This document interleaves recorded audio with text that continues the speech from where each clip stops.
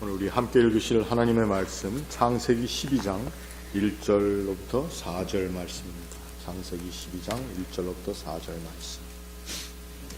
우리 다 한 목소리로 읽겠습니다. 여호와께서 아브라함에게 이르시되 너는 너의 고향과 친척과 아버지의 집을 떠나 내가 네게 보여줄 땅으로 가라.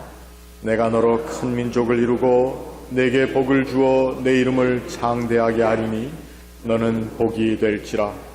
너를 축복하는 자에게는 내가 복을 내리고 너를 저주하는 자에게는 내가 저주하리니 땅의 모든 족속이 너로 말미암아 복을 얻을 것이라 하신지라. 이에 아브라함이 여호와의 말씀을 따라갔고 롯도 그와 함께 갔으며 아브라함이 하란을 떠날 때에 75세였더라. 아멘. 같이 기도하겠습니다. 하나님, 은혜와 사랑을 감사합니다. 주님 주시는 말씀을 묵상하는 이 자리에 주의 영으로 우리 각 사람의 마음을 채우시고 또 주의 지혜의 빛으로 우리 모든 마음을 주관하시고 비추시어서 주의 말씀을 깨닫고 또 그 말씀 안에서 더 큰 힘으로 하나님을 섬기는 결단이 있게 하옵소서. 예수님의 이름으로 기도하옵나이다. 아멘. 우리가 지난 시간에 예수님께서 광야에서 시험 당하시던 그 상황을 함께 말씀으로 묵상했습니다. 그때의 그 시험의 주제는 항상 내가 정말 하나님의 아들이냐, 내가 하나님의 아들이언을 이거에 대한 것, 그리고 또 그러한 시험 가운데 정말 내가 하나님의 아들이라면 내 힘으로 모든 것을 할 수 있다고 하는 내 힘으로, 그래서 이 돌로 떡이 되게 하라. 너의 부족한 것을 내 힘으로 너의 방법으로 내가 원하는 대로 채울 수 있지 않겠느냐 하는 그러한 시험의 이야기다라는 내용을 우리가 함께 묵상해 봤습니다. 그래서 그 시험의 처음 시작을 우리는 아담이라고 하는 사람이, 하와와 아담, 이 두 사람이 또 인간의 처음 모습이요 인간을 대표한다고 하는 이 사람들에게 있어서 그들이 모자라는 것을 채우려고 하는 그 열망, 그것으로 인해서 시험이 시작되었다. 곧 하나님께서 모든 것을 다 주셨지만 그 선과 악을 알 수 있게 하는 그 열매, 그것은 하나님께서 먹지 말라고 하셨는데 그 모자라는 하나, 그 없는 하나를 채우려고 하는 그 욕심 가운데 이제 시험이 시작되었다는 내용을 우리가 한번 말씀을 나눠봤습니다. 그런데 오늘은 갑자기 아브라함이라고 하는 사람이 부름을 받은 그 이야기를 우리가 읽었습니다. 도대체 무슨 관계가 있을까? 뭐 관계가 없어도 할 수 없지 않습니까? 강대상에서 목사님이 하고 싶은 설교를 주제를 정해서 하는데 무슨 시비를 걸겠습니까? 그래도 마음의 시비는 걸 수 있을 겁니다. 그죠? 오늘 우리가 읽은 이 아브라함이 부름받은 이야기는 창세기뿐만 아니라 우리 성경 전체에 나와 있는 하나님께서 인간을 구원하시는 구원 계획의 가장 중요한 프레임을, 그 줄기를 이루고 있는 말씀의 또한 시작이기도 합니다. 아담과 하와의 이야기, 그 이야기는 바로 자기의 모자라는 것을, 또 자기의 욕망을 채우고자 하는 욕심으로 인해서 시작된 죄의 모습이며 또 그러한 죄를 지을 가능성을 지닌 인간을 하나님께서 지으셨다는 것입니다. 그리고 그들이 죄를 범하였을 때 하나님께서는 하나님 스스로 그들과 맹약하신 그 모든 것들을 또 다시 한번 꺾어서 하나님과 교제 자리를 떠난 그들에게 하나님께서는 벌거벗은 몸에 옷을 입혀주시고 또 그들로 하여금 그 다음 세대를 이어나갈 수 있는 또 생산의 약속을 허락해 주셨다고 하는 것입니다. 그런데 그 아담과 하와의 범죄 이후에 나오는 이야기는 또 누구의 이야기입니까? 누구의 이야기죠? 가인과 아벨의 이야기입니다.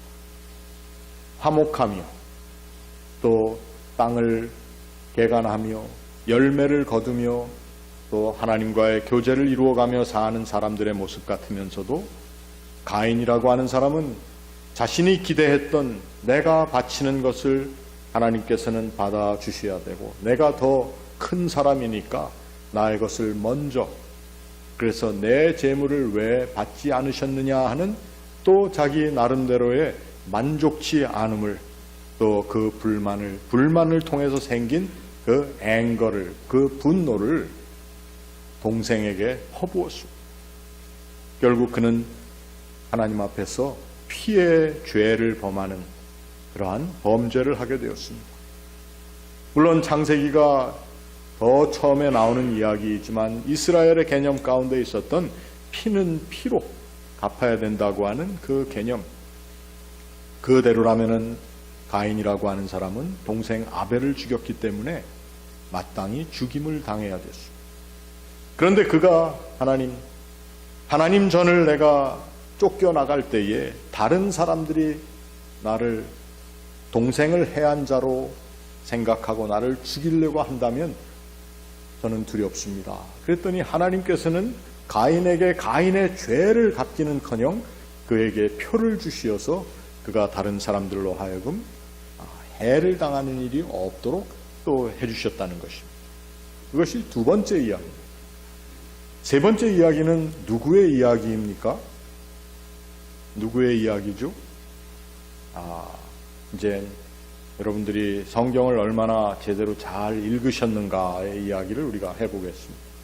그 다음에 나오는 이야기가 노아의 홍수 이야기입니다. 노아의 홍수 이야기는 사람들이 자기의 원하는 대로 살기 시작했습니다. 자기의 부족한 것을 채우는, 그런데 이 사람들의 타락상에 하나님의 아들들도 참여했다고 하는 것이 창세기의 이야기입니다. 그래서 하나님께서는 한 남자와 한 여자가 가정을 이루며 살 수 있도록 아담 시대부터 제정해 주신 그 모든 시스템을 하나님의 아들들이 먼저 깨기 시작했다는 것입니다.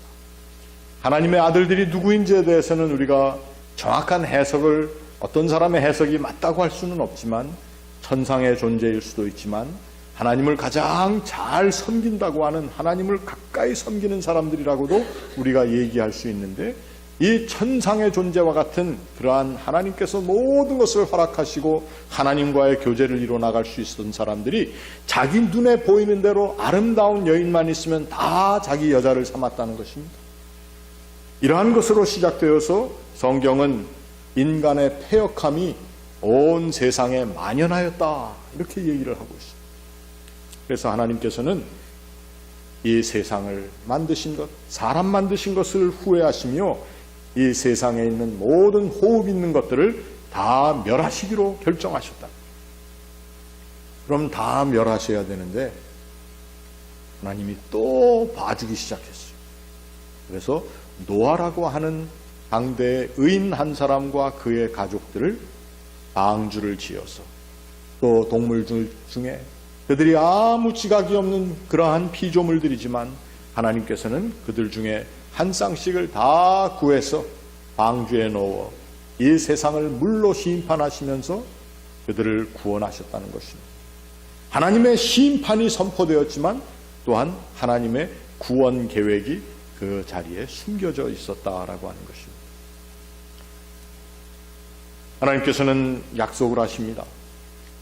너희들이 이 세상을 살다가 범죄하는 모습을 보면은 공의로운 하나님인 나는 그 죄악상을 참아보지 못하고 또 심판할 것 같은데 물로 심판하지 않겠다. 그래서 성경에 나와 있기를 하늘에 구름이 가리울 때에 곧 이 세상의 악함으로 인하여 하나님의 마음 가운데 심판하고자 하는 하나님의 심판주로서의 임재하심이 울렁울렁 거릴 때가 되면 내가 너희와 약속한 그 무지개, 이스라엘 사람들에게는 무지개라고 하는 의미보다는 신이 사람들을 심판하는 활이라고 볼 수 있는 레인보우가 아닌 보우, 그것을 걸어놓은 그 모습을 보고 내가 너희를 심판하지 않겠다. 하나님이 이러한 약속을 하셨습니다. 그래서 노아 시대에도 하나님의 공의 앞에 죄를 범한 죄인들이 자신들의 욕심을 만족시키기 위한 하나님의 법을 거슬렀던 그들의 모든 삶의 패악함을 하나님께서 다시 한번 눈 감아 주시기로 하셨다.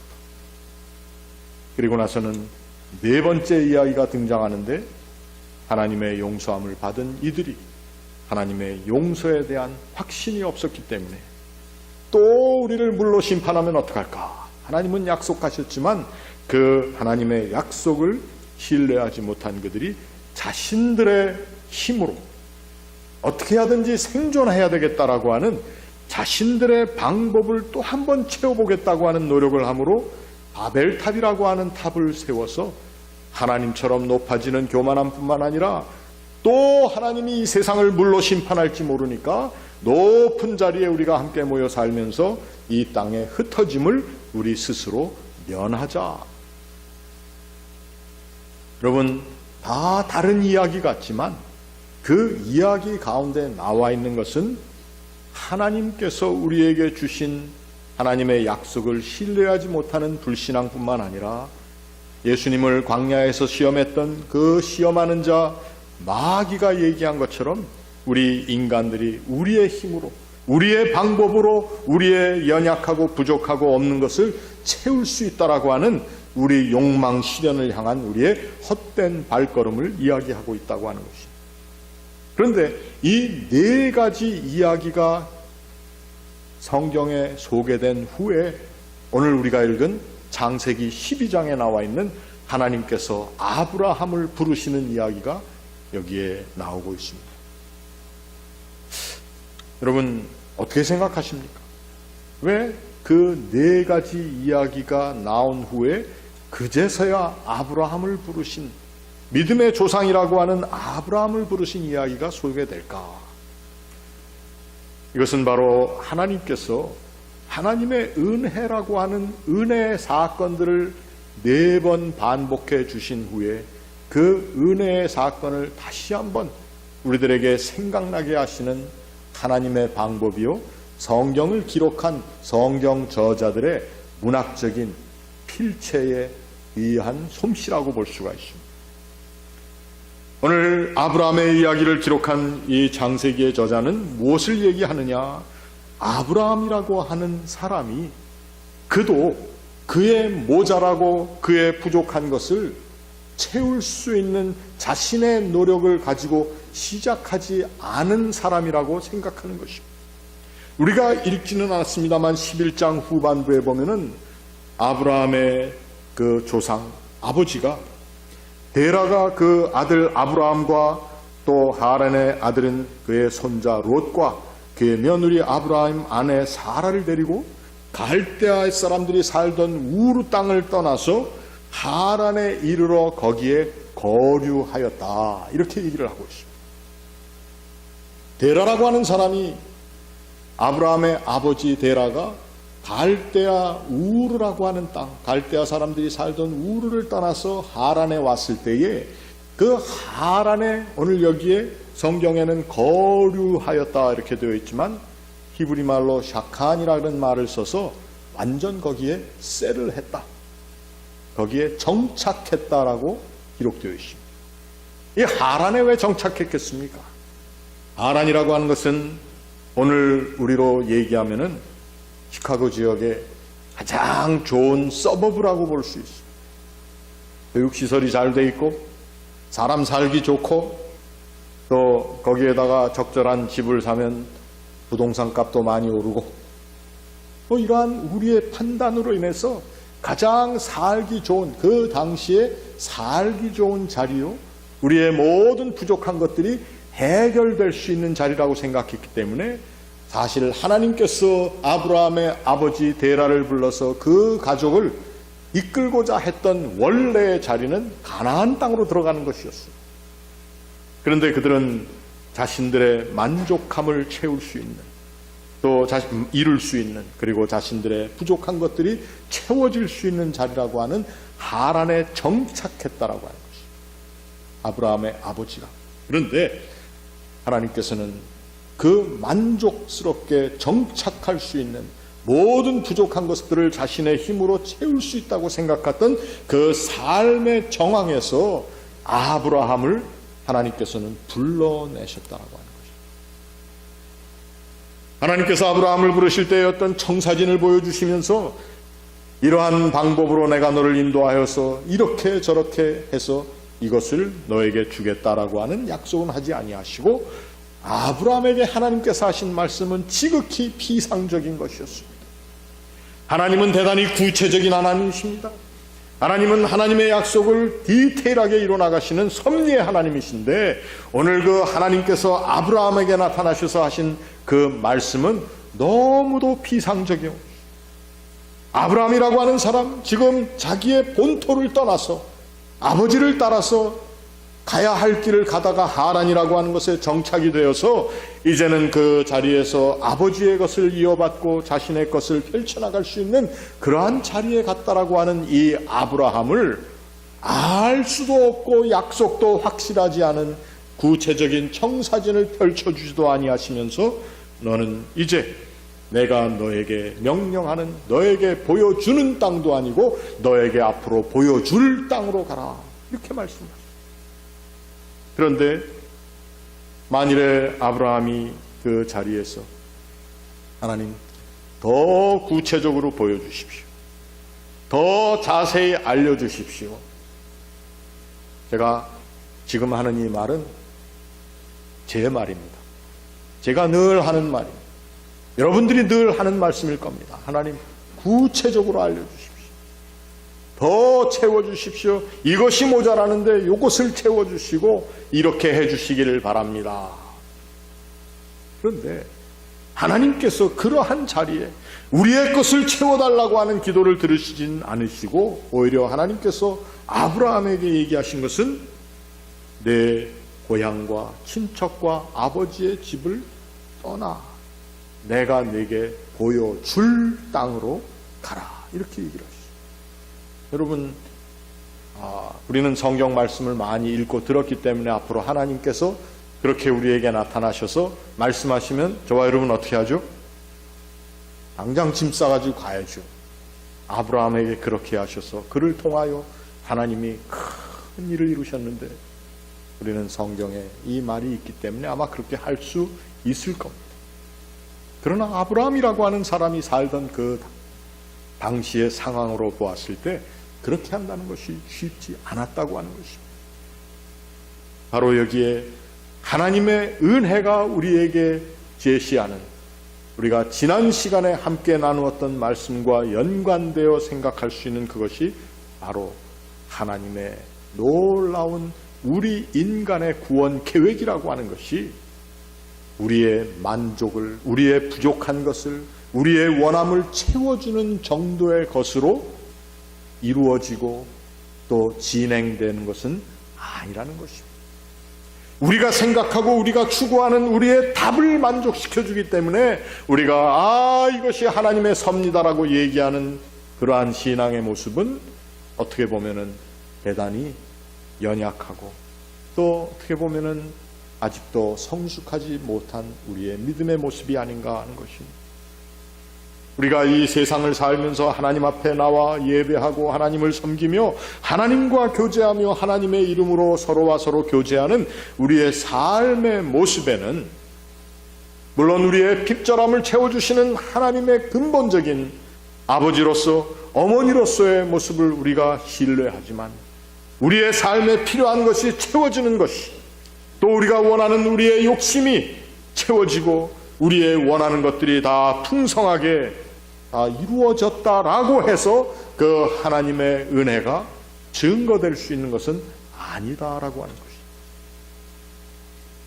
연약한 우리 인간들은 그 구체적인 실현을 추구하고 강조하고 그것을 우리의 기도의 제목으로 삼는 것이 당연합니다. 그렇게 기도합니다. 또 그렇게 기도할 수밖에 없습니다. 그러나 그렇게 기도하지 말라는 것이 아니라 우리가 하나님 앞에 나아가는 우리의 모습이 어떠한 믿음의 이해와 어떠한 하나님 은혜에 대한 이해를 하면서 나아가는가 하는 것입니다. 대부분 하나님의 은혜 앞에서 우리는 우리 인간이 얻을 수 있는 답을 얻기 원하지만 많은 경우에 그 답을 얻지 못할 때가 많습니다. 그러나 답을 얻지 못했다고 해서 하나님의 은혜가 우리의 삶 가운데 이루어지고 그 은혜가 실현되어지는 것이 아니다. 이것은 아닙니다.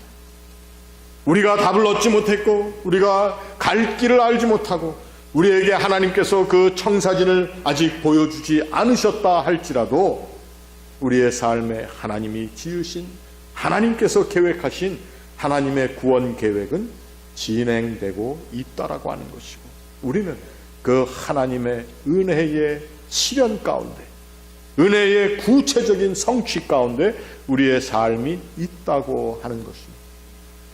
그런데 그것을 우리의 힘으로 우리의 방법으로 우리가 볼 수 있는 우리의 가시적인 우리를 이해시키고 우리를 신빙성 있도록 생각할 수 있는 신빙성을 주는 그 하나님의 방법만을 찾는 사람들의 실수했던 모습들이 4번 반복된 후에 이 아브라함이라고 하는 어찌 보면은 하나님의 음성을 듣는 가장 무지한 사람 같은 모습으로 이 아브라함이 부르심을 받았다라고 하는 것입니다. 그런데 아브라함이 계획하고 또 아브라함이 그 마음에 원하는 것은 왜 없었겠습니까? 그러나 아브라함이 그 하나님께서 주시는 부르심에 네, 가겠습니다라고 하는 말을 할 수 있도록 어떻게 보면 하나님께서는 대단히 비상적인 그러한 제안을 해 주셨다라고 하는 것입니다. 그런데 그가 이 하나님의 부르심을 받았을 때 75세였다는 것입니다. 75세. 그 당시 75세는 한 오늘날 한 몇 세쯤으로 우리가 한번 계산해 볼까요? 우리 교회식으로 하십시다. 우리 교회. 우리 교회는 등록하면 전부 나이를 몇으로 깎아준다고요? 50% 깎아드립니다. 여러분, 이 아브라함의 부르심의 연령은 모든 사람들에게 적용될 수 있는 그러한 연령뿐만이 아닙니다. 모든 교육의 배경과 모든 지방색과 모든 삶의 배경을 다 초월할 수 있는 나이를 우리는 오늘 75세라고 보는 것입니다. 아브라함이 여호와의 말씀을 따라갔고 여호와의 말씀을 따라갔다는 것입니다. 별로 그렇게 구체성도 없고 신빙성도 없어 보이는 그 말씀을 따라갔어요. 그런데 아브라함에게 하나님께 주신 말씀 하나가 뭐겠습니까? 너를 축복하는 자에게 내가 복을 내리고 너를 저주하는 자에는 내가 저주하겠다. 네가 복의 근원이 되게 하겠다. 만복의 근원 하나님. 복의 근원은 누구예요? 하나님이다. 근데 아브라함 보고 네가 복의 근원이 되게 하겠다 하나님이 말씀을 하셨어요. 그리고 너를 축복하는 자에게는 내가 복을 내리고 너를 저주하는 자에게는 내가 저주하겠다. 이게 무슨 얘기입니까? 하나님께서 아브라함 보고 뭐라고 얘기를 하신 건가 하면 너랑 나랑 한 통속이 되겠다. 하나님께서 내가 너와 함께하는 가장 극적인 그림을 그려주시며 말씀하신 겁니다. 복의 근원인 내가 너도 복의 근원이 되게 하겠고 너를 축복하는 자를 내가 축복하고 너를 저주하는 자를 내가 저주하겠다. 너와 내가 마음이 하나가 될 수 있게 내가 너의 마음 가운데 거하며 너의 마음을 주장할 뿐만 아니라 다른 어떤 누구도 너의 마음을 건들지 못해. 하나님께서는 이 아브라함을 벗이라 칭하였습니다. 아브라함을 벗이라고 하나님께서 칭하셨다. 여러분, 이것이 하나님의 은혜입니다. 그리고 이 은혜는 아브라함에게 하나님께서 뭘 주었기 때문에, 아브라함의 부족한 것을 채워줬기 때문에, 그래서 그래서 드러난 하나님의 인격의 모습이 아니라고 하는 것입니다. 하나님께서 오늘 우리의 삶에 우리의 부족하고 또 연약한 것, 또 채움받아야 할 삶의 빈 자리들이 다 있는 거 아십니다. 그러나 하나님의 우리를 향하신 구원 계획은 그것이 잠시 채워졌다고 해서, 혹은 그것이 내 기도하는 대로 이루어지지 않았다고 해서 그 하나님의 우리를 구원하시고 이끌어주시는 은혜의 계획이 보류되었다거나 잊혀진 바 되었다거나 하나님께서 그것을 불성실하게 이행하신다는 것이 아니라는 것입니다. 우리가 하나님과 하나 되었다라고 하는, 하나님께서 내가 너와 하나 되겠다라고 하신 아브라함에게 주신 이 약속의 말씀을 통해서 그 전에 나와 있던 실패되어진 네 사건들의 이야기 가운데에도 함께 하시는 하나님, 그 실패의 모습에 주저앉아 있는 나의 모습들을 다시 한번 하나님께서 세워주시고자 하신다고 하는 하나님의 거룩한 계획 앞에 여러분과 저의 삶을 드릴 수 있기를 바랍니다. 이러한 결단을 가진 사람들이 성숙한 그리스도인들이, 무엇이 잠시 이루어졌다고, 무엇이 응답받았다고, 무엇이 이루어지지 않았다고, 무엇이 응답받지 못했다라고 하는 우리 나름대로의 계산의 방법으로 하나님 앞에 나아가는 그것이 아니라, 하나님께서 아브라함에게 약속하신 것처럼 내가 너와 한 통속이 됐다는 거예요. 오늘 사순절을 지내는 우리의 마음 가운데 이러한 하나님 앞에 하나님께서 우리에게 보여주신 그 마음에 부응하지 못하고 살았던 우리의 모습이 있다면 그 모습이 회복함을 받는 이 계절이 될 수 있기를 바랍니다. 여러분, 이것이 믿음의 담대함입니다. 지금 가진 것이 없을 수도 있고 응답받지 못한 것들이 많이 늘려 있을지는 몰라도 그 모든 것을 감싸 안으시며 우리를 이끌어주시는 하나님의 거룩한 구원 계획, 놀라운 계획이 우리의 삶에, 하나님께서만이 아시는 거룩한 청사진, 우리가 아직 보지 못한 부분들이 얼마나 많이 있는지, 그러나 그것을 이루어나가시는 하나님의 거룩한 손길을 이 시간도 우리 온전히 의지할 수 있기를 주의 이름으로 축원합니다. 같이 기도하겠습니다. 아버지 하나님, 오늘 저희들에게 주시는 말씀 가운데 하나님의 마음의 뜻을 깨닫고 그 뜻 안에 저희들이 다시 한번 온전히 세워지게 하여 주시옵소서. 한량없는 하나님의 거룩하신 은총을 찬양하는 우리의 삶이 되게 하시고, 그 은혜의 구체적인 증거로 우리에게 오신 예수 그리스도의 십자가의 길, 저희들도 함께 동참하는 이 계절 되게 하옵소서. 예수님의 이름으로 기도하옵나이다. 아멘.